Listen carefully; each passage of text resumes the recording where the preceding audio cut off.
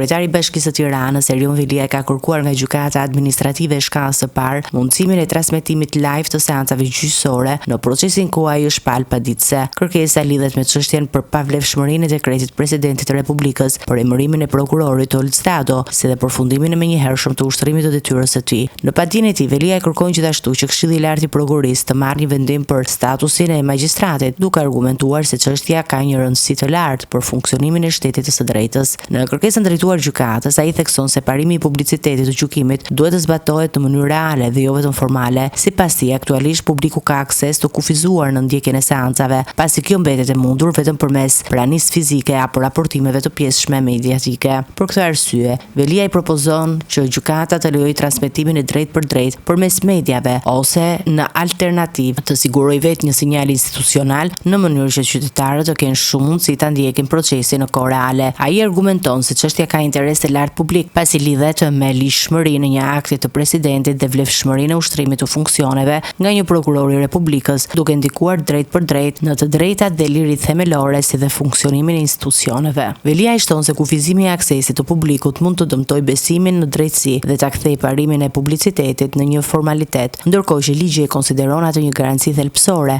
për një proces të drejtë. Si shembull, ai përmendi praktikën e gjykatës kushtetuese të Shqipërisë, ku seancat publike transmetohen live, duke cilësuar atë si një model që rrit transparencën pa cënuar procesin gjyqësor.